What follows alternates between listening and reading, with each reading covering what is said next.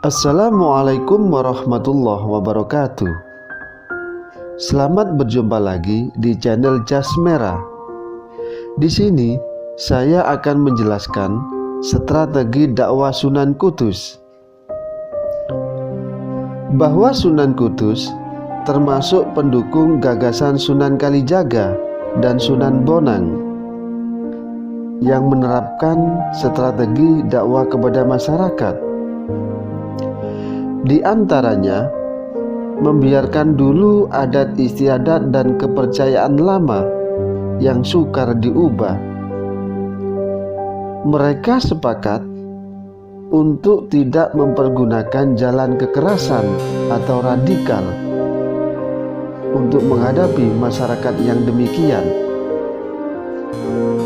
Di samping itu, bagian adat yang tidak sesuai dengan ajaran agama Islam tetapi mudah dirubah, maka segera dihilangkan.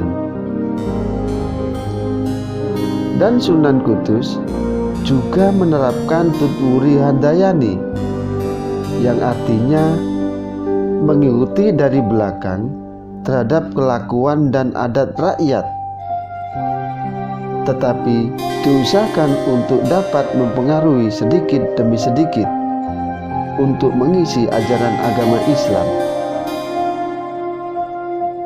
Dan strategi selanjutnya yakni menghindarkan konfrontasi, baik secara langsung atau tidak langsung, di dalam menyiarkan agama Islam. Bahwa beliau berprinsip yakni mengambil ikan tetapi tidak mengeruhkan airnya.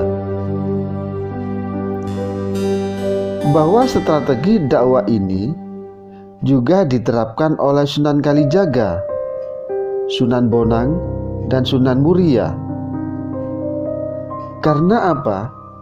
Karena siasat mereka dalam berdakwah tak sama dengan garis yang ditetapkan oleh Sunan Ampel.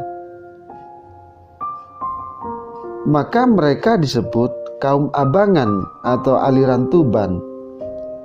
Sedangkan pendapat Sunan Ampel yang didukung oleh Sunan Giri dan Sunan Derajat disebut kaum Putian atau aliran Giri. Namun atas inisiatif Sunan Kalijaga, maka kedua pendapat yang berbeda itu pada akhirnya dapat disatukan. Dan di samping itu, di Kudus pada waktu itu penduduknya masih banyak yang beragama Hindu dan Buddha. Maka untuk mengajak mereka masuk Islam tentu bukannya pekerjaan mudah. Terlebih mereka yang masih memeluk kepercayaan lama dan memegang teguh adat istiadat lama. Seperti diketahui bahwa rakyat Jawa banyak yang melakukan adat istiadat yang aneh, yang kadangkala bertentangan dengan ajaran agama Islam. Misalnya berkirim sesaji di kuburan untuk menunjukkan bela sungkawa, berduka cita atas meninggalnya salah seorang anggota keluarga, selamatan, neloni, mitoni, dan lain-lain.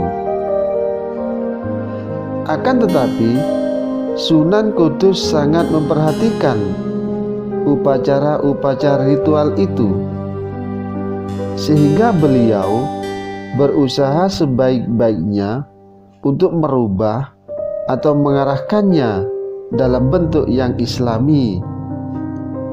Hal ini juga dilakukan oleh Sunan Kalijaga dan Sunan Muria. Salah satu contoh, bila seorang istri hamil 3 bulan, maka akan dilakukan acara selamatan yang disebut dengan mitoni, dengan tujuan meminta kepada dewa bahwa bila anaknya lahir supaya tampan seperti Arjuna, dan jika anaknya perempuan supaya cantik seperti Dewi Ratih. Bahwa adat tersebut tidak ditentang secara keras oleh Sunan Kudus, melainkan diarahkan dalam bentuk Islami.